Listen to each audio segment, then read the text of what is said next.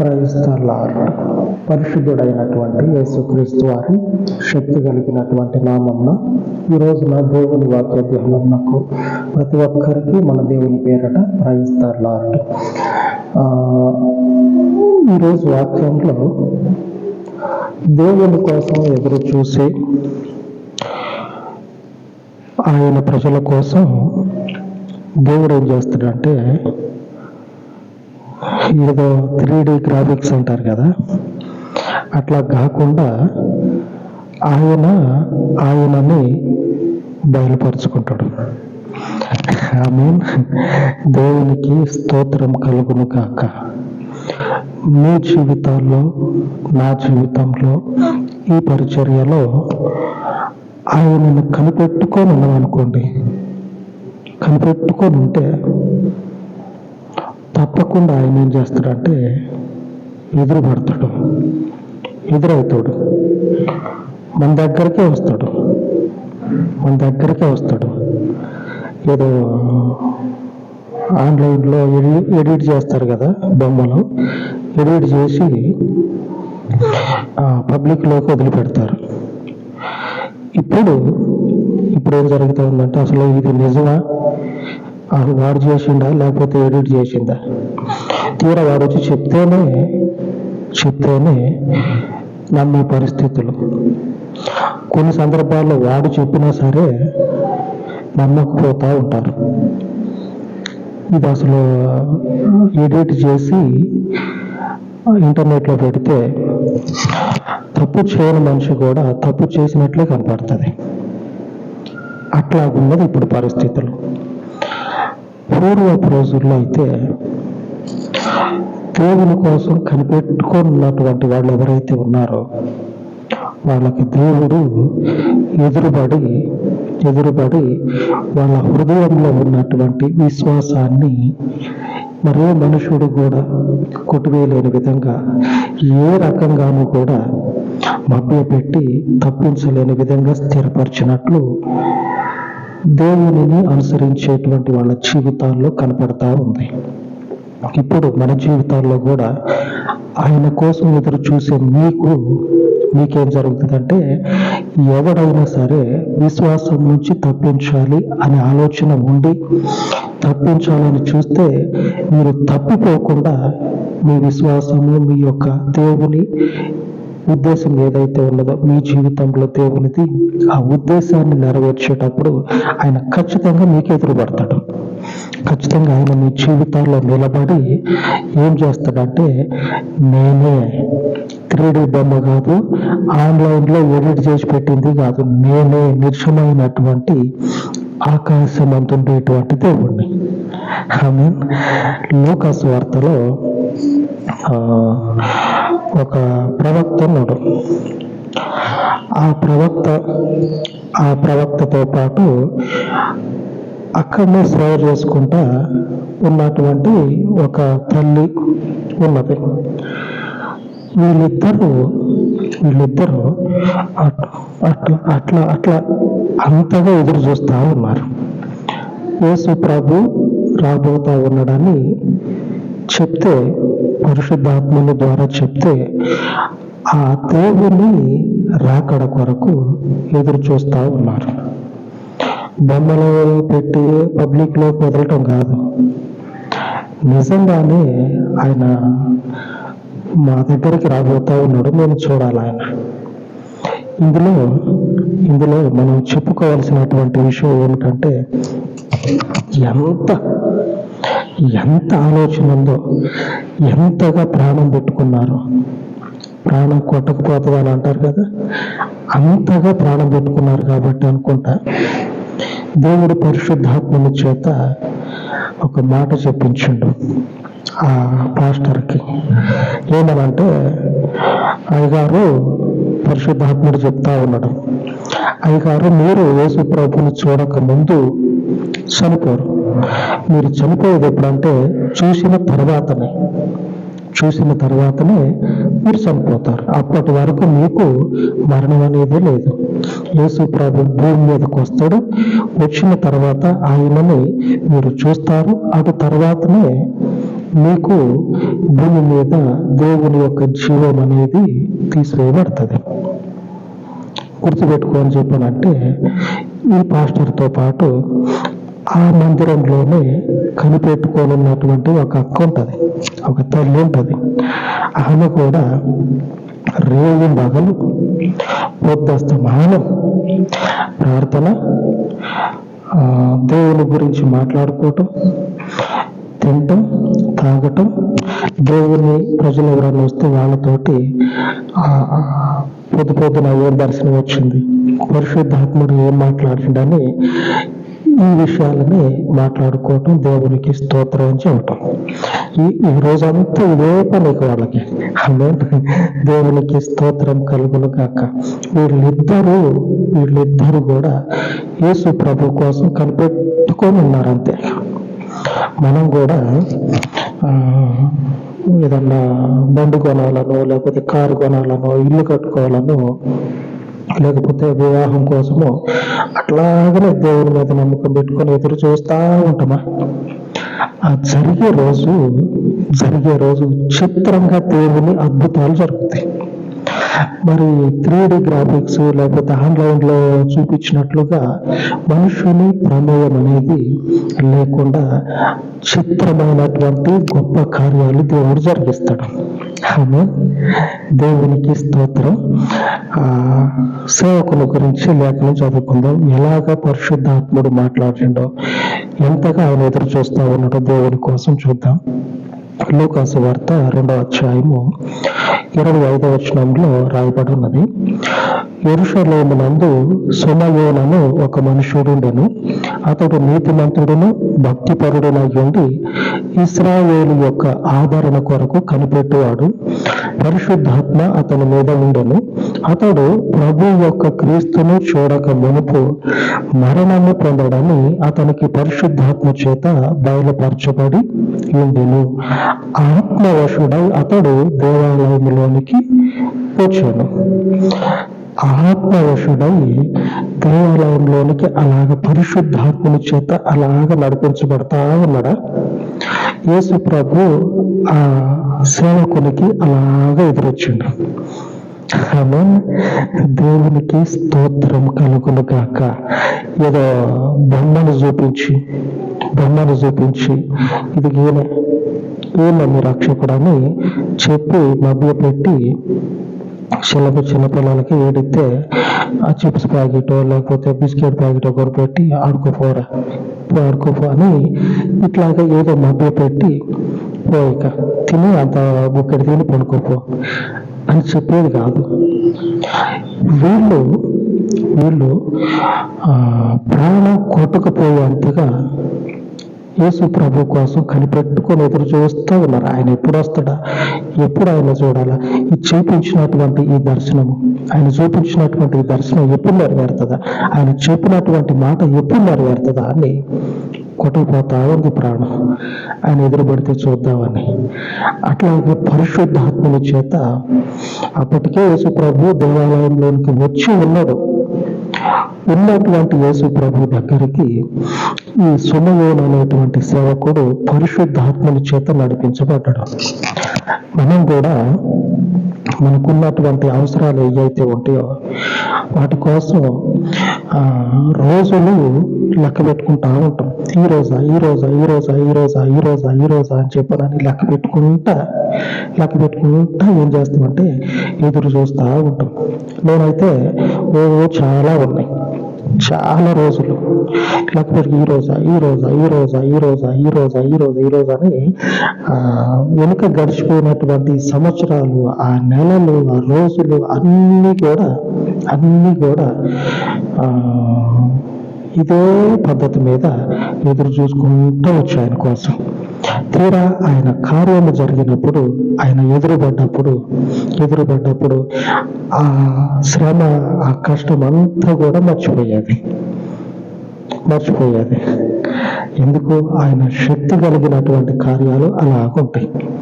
ఆయన నడుచుకుంటా రాలే. మూలన చీపురు పెట్టినాం కదా, ఓడిద్దాం దేవాలయం అని చెప్పినాను, చీపురు కోసం పోలే. ఆయన పోతా ఉంటే దేవుడు నాకు పరిశుద్ధాత్మ దేవుడు నాకు అప్పుడు చెప్పింది కదా, అప్పుడు చెప్పిండు కదా, ఆ చెప్పింది ఆ చీపురు కట్ట తీసుకొద్దాం ఊడుద్దాం అని చెప్పి నేను పోతుంటే చీపురు కట్ట కోసం అప్పుడు దేవుడు చెప్పింది నాకు ఇది ఇప్పుడు ఇది జరిగిందని చెప్పినని. అట్లాగే చెప్పలే, ఆయన చీపురు కట్ట కోసం పోలే, పరిశుద్ధాత్మని చేత ఆయన చేసినటువంటి వాగ్దానం ఉంది కదా, ఆ వాగ్దానము నెరవేర్పు నిమిత్తము దేవుడు ఏం చేస్తా ఉన్నాడంటే ఆయనకి ఎదురుపడేటట్లుగా చేస్తా ఉన్నది.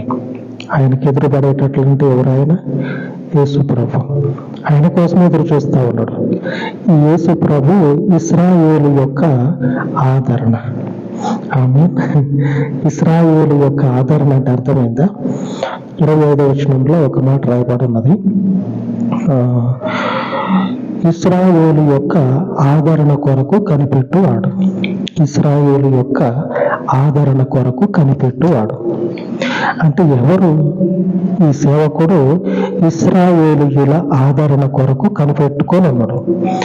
అంటే ఈ ఉన్నటువంటి ప్రజలకి ఆదరించేటువంటి వాళ్ళు, నేనున్నా మీకు ఇబ్బందులు ఉంటే ఉన్నాయి కానీ పట్టించుకోకండి, నేను తీసేస్తా, ఇట్లాగ చెప్పి అండగా ఉండేటువంటి ఆ మనుషుని గురించి కనిపెట్టుకొని ఉన్నాడంట. మరి ఈ ఇశ్రాయేలీయుల్ని ఆదరించేది ఎవరు? ఇశ్రాయేలీయుల్ని అంటే మనల్ని మనం చెప్పుకుంటా ఉన్నాం కదా, మనకున్నటువంటి ఈ అవసరాలు తీర్చేది ఎవరు? యేసు ప్రభు. ఈ యేసు ప్రభు కోసం ఈ సుమయోను అనేటువంటి సేవకుడు ఎదురు చూస్తా కనిపెట్టుకున్నాడు. ఎంతగా అంటే అంతగా, ప్రాణం కొట్టుకుపోయేంతగా.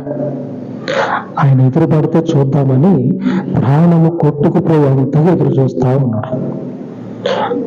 ఆయన అట్లా ఉన్నాడా? ఆయనతో పాటు ఇంకొక హక్కు ఉన్నది, ఆమెని తల్లి అని చెప్పినను కూడా అనొచ్చు. అంతగా దేవాలయంలో ఉండి ప్రార్థన, దర్శనము, ఆయన వాక్యము, వచ్చినటువంటి దేవుని ప్రజలతోటి ఆయన ఎప్పుడు వస్తాడా, ఎప్పుడు జరుగుతుందా, ఆకాశం నుంచి ఎప్పుడు ఊడిపడతాడా, జరగబోయేటువంటి కార్యము మునుపెన్నడు ఇప్పుడుంది. ఏదంటే జరగబోయేటువంటి కార్యము క్రీస్తుకు పూర్వము, క్రీస్తుకు శకము. ఈ గొప్ప కార్యము జరగబోతా ఉన్నది. ఆ గొప్ప కార్యము కోసము ఈ అక్క ఏం చేస్తా ఉన్నదంటే ఎదురు చూస్తా ఉన్నది. వీళ్ళ విశ్వాసము ఆ రోజున చూడండి ఎంతగా కనిపెట్టుకొని ఉన్నారు. కనిపెట్టుకున్నది దేని గురించి అంటే క్రీస్తుకు పూర్వము, క్రీస్తుకు శకము. ఈ బలవంతుని కోసం కనిపెట్టుకొని ఉన్నారు. ఆమె ఎంతగా దేవుని కోసం కనిపెట్టుకొని ఉన్నదో అదే అధ్యాయంలో 37వ వచనంలో రాయబడి ఉన్నది. 84 సంవత్సరములు విధవరాలై ఉండి దేవాలయము విడువక ఉపవాస ప్రార్థనలతో రేయింబగళ్ళు సేవ చేయుచుండెను. ఆమె కూడా ఆ గడియలోనే లోపలికి వచ్చి దేవుని కొనియాడి యెరూషలేములో విమోచన కొరకు కనిపెట్టుచున్న వారందరితో ఆయనను గూర్చి మాట్లాడుచుండెను. 84 సంవత్సరాలు ఇశ్రాయేలీయుల యొక్క ఆదరణ కొరకు కనిపెట్టుకున్నటువంటి వాళ్ళు ఉన్నారు కదా, ఈ సుమయోను ఈ పాస్టర్ లాంటి వాళ్ళు ఎవరైతే ఉన్నారో అటువంటి వాళ్ళందరితోటి ఏం చేస్తా ఉన్నదంటే దేవుని గురించి మాట్లాడుతూ ఉన్నది.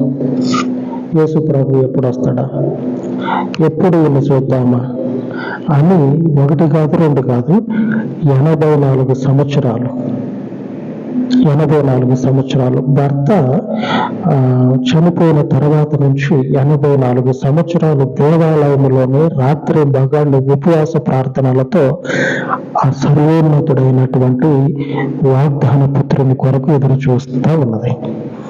మరి ఇంతగా ఎదురు చూస్తే ముందు ఒక టీవీ పెట్టి కరెంటు స్విచ్ చేసి చూడండి, ఇక బాగా ఎడిట్ చేసి పెట్టా చూడండి, ఆహా ఓహో అంటారని చెప్పినని ఇట్లాగా చూపించేది కాదు.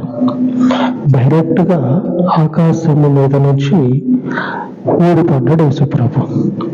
ఎలాగంటే మరియ గర్భము ద్వారా.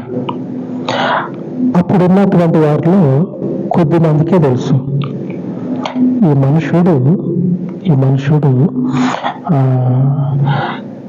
ఒక గొడవలకి, ఒక కొట్లాటకి గుర్తుగా ఉన్నాడు ఈయన అని చెప్తా ఉన్నాడు ఆ పాస్టర్ గారు. ఎందుకంటే పాస్టర్ గారికి తెలుసు మరియ గర్భం ద్వారా పుట్టిందని తెలుసు. అయితే ఆకాశం నుంచి ఊడిపడినటువంటి విషయము పాస్టర్కి తెలుసు కాబట్టి ఈయన ఒక వివాదంగా, ఈయన ఒక గొడవకి కారణంగా ఉంటాడు అని చెప్పని అన్నాడు. అదే అధ్యాయంలో 2వ అధ్యాయంలో 34వ వచనంలో రాయబడి ఉన్నది. ఏమనంటే, సుమయోను వారిని దీవించి, ఇదిగో అనేక హృదయాలోచనలు బయలుపడినట్లు ఇశ్రాయేలులో అనేకులు పడుటకును తిరిగి లేచుటకును వివాదాస్పదమైన గుర్తుగా ఈయన నియమింపబడి ఉన్నాడు. పడిపోవటానికి, కట్టబడటానికి. ఈయన వివాదానికి గుర్తుగా ఉన్నాడు, గొడవకి ఒక గుర్తుగా ఉన్నాడు. ఇప్పుడు కూడా గొడవలు అవుతానే ఉన్నాయి కదా యేసు ప్రభు గురించి. మరో గర్భం ద్వారా పుట్టిందంటే మన లాభంలో పుట్టిండు, ఆకాశంలో నుంచి ఊడిపడ్డాడు, భర్త ప్రమేయం లేకుండా పుట్టిండని చెప్పానంటే ఒప్పుకోరు. ఆ విషయంలో గొడవలు. ఈ విషయాన్ని సేవకుడు ఆ రోజునే చెప్పాడు. ఈ ఒక్కటానే కాదు, ఇంకా చాలా ఉన్నాయి చెప్పినాయి. గ్రహింపు లేదు కదా. కొంతమంది పడిపోతా ఉన్నారు, కొంతమంది నిలబడతా ఉన్నారు. నిలబడే వాళ్ళల్లో మనం ఉన్నాం. ప్రశ్నిస్తున్నాడు. నిలబడి ఆయన గొప్ప కార్యాన్ని చూద్దాం. నెట్లో ఎడిట్ చేసింది అయితే కాదు, ఆకాశం నుంచి దిగి వచ్చిన దేవుని శక్తి. మనము కనిపెట్టుకోనున్నది పరలోకంలో నుంచి దిగి వచ్చేటువంటి మనల్ని పుట్టించిన మన దేవునికి. మనం ఎదురు చూస్తా ఉన్నది మనల్ని పుట్టించినటువంటి మన దేవుని కొరకు. ఆయన కోసమే మన విశ్వాసం అనేది ఉన్నది. మన విశ్వాసం మన దేవునికి. ఆమేన్. ఆ దేవుని కొరకు మన జీవితాల్లో కూడా గొప్ప కార్యాలు జరగాలని, మన అవసరాలు తీరాలని నిలబడటానికి మనము ఒక వివాదానికి గుర్తుగా ఉన్నటువంటి యేసు ప్రభు మనకు తోడుగా ఉండాలని ప్రార్థించుకుందాం. నిలబడాల, పడిపోవడానికి కాదు, మనము నిలబడాల. మన జీవితంలో ఈ మార్గంలో నిలబెట్టే దేవుడు ఆయన. ఆ రోజున సేవకుడు, అలాగనే ఈ సేవకురాలు అంటే పరిచారకురాలు మందిరంలోనే ఉండి దేవునికి సేవ చేసుకుంటా ఉన్నది. మరి ఏమంటారంటే నన్ను అని అంటారు కదా, నర్సు. ఇప్పుడు కూడా చర్చిల్లో ఉంటారు. అలాగా ఆ స్థితిలో ఉన్నటువంటి మనము కూడా, ఆయన కోసం కనిపెట్టుకొని ఉన్నటువంటి మనము కూడా దీవించబడాలి. పోతే ఈరోజు మన వాగ్దానము, దేవుడు మనకి ఈరోజు చేస్తున్న వాగ్దానం ఏమిటంటే, కీర్తనల గ్రంథము 33వ అధ్యాయము 22వ వచనంలో ఇలాగ రాయబడి ఉన్నది. యెహోవా, మేము నీ కొరకు కనిపెట్టుచున్నాము, నీ కృప మా మీద నుండును గాక. ఈ వచనంలో మన వాక్య ధ్యానం ఈ రోజున దేవుడు మనకు చేసిన వాగ్దానము. ఈ రోజున యెహోవా, మేము నీ కొరకు కనిపెట్టుచున్నాము. ఈ సుమయోను సేవకుడు, అలాగనే ఆ పరిచారకురాలైనటువంటి ఆ సహోదరి, వీరిలాగా మా విశ్వాసాన్ని, మేము ప్రాణాన్ని మీ మీద పెట్టుకొని ఉన్నాం. మా ప్రాణాన్ని నీలో ఏం చేస్తామంటే తిన్నగా నిలబెట్టు. ప్రాణము భూమికి కుంగిపోకుండా తిన్నగా నిలబడింది అనుకో, మేము మా తలలు ఎత్తుకొని మా జీవితంలో నిన్ను ప్రకటిస్తాం. ఎందుకంటే నువ్వు శక్తిమంతుడు అని ఇక్కడ రాయబడ్డది, లేఖనంలో రాయబడిందే మా జీవితంలో చూసి నిన్ను ప్రకటిస్తాం. ఎందుకంటే మేము కనిపెట్టుకొని ఉన్నాం కాబట్టి మాకు ఆయన ఎదురుపడ్డాడు. అప్పుడు బుక్లో రాసి ఉంది, పరిశుద్ధ గ్రంథంలో రాసి ఉన్నది. వాళ్ళు చూశారు. అప్పుడు అలా నేను నమ్మకపోతే ఇప్పుడు నేను చెప్తా ఉన్నా, నువ్వు నమ్ము. నీ కళ్ళ ముందే ఉన్నా కదా, నేను చెప్తా ఉన్నా, నువ్వు నమ్ము. ఆమె ఇలాగా కనిపెట్టుకొని ఆయన ద్వారా బలపరచబడదాం. ఆమె ప్రార్థించుకుందాం. పరిశుద్ధుడు అయిన తండ్రి, సమూయేలు సేవకుని వలె, మీ మందిరంలో ఉన్నటువంటి మీ ప్రజల వలె మీ వాక్యము చేత తండ్రి అభిషేకించబడి మీ కొరకు కనిపెట్టుకొని ఉండగా మా జీవితాలలో ఉన్నటువంటి కొరతలనన్నిటినీ తీర్చి, ఉద్యోగాన్ని దయచేసి, కుటుంబాన్ని తండ్రి పోషించి, కుటుంబంలో ఉన్నటువంటి అయ్యా పిల్లల ప్రతి అవసరతను తీర్చినట్లు సహోదరుల యొక్క చేతులను బలపరచమని, ఆర్థికముగా స్థిరత్వమును దయచేయమని, ఈ పరిచర్యను అనుసరించుచూ ఉన్న సహోదరులను జ్ఞాపకం చేసుకొని దినమంతయు కూడా వారి యొక్క ఆయా వృత్తి పనులలో వారికి తోడై ఉండి కృప చూపించి, వారు చేసే ప్రతి పనిని దీవెనకరంగా మార్చి, ఈ పరిచర్యను ఆశీర్వాదకరంగా మార్చి, ఈ పరిచర్య ద్వారా అయ్యా మీ కొరకు కనిపెట్టుకొని ఉన్న ప్రతి సహోదరుడిని సహోదరిని దర్శించి బలపరిచి, మీ యందు ఉన్నటువంటి ఈ యొక్క నిరీక్షణ ఆశీర్వాదకరముగా దీవెనకరముగా అనేకుల ముందు తండ్రి సాక్ష్యము చెప్పి నీకు సజీవ సాక్షులుగా నిలిచినట్లు జీవిత కాలం అంతయు కూడా నీ క్షేమము, నీ పరలోకపు సమృద్ధిని అయ్యా అనుభవించి నీకు మహిమకరముగా నీవు స్థాపించమని యేసు నామమున వేడుకొనిచున్నాను తండ్రి. ఆమేన్, ఆమేన్. విడువని పరిశుద్ధుని కృప మనకు తోడై ఉండును గాక. ఆమేన్, ఆమేన్.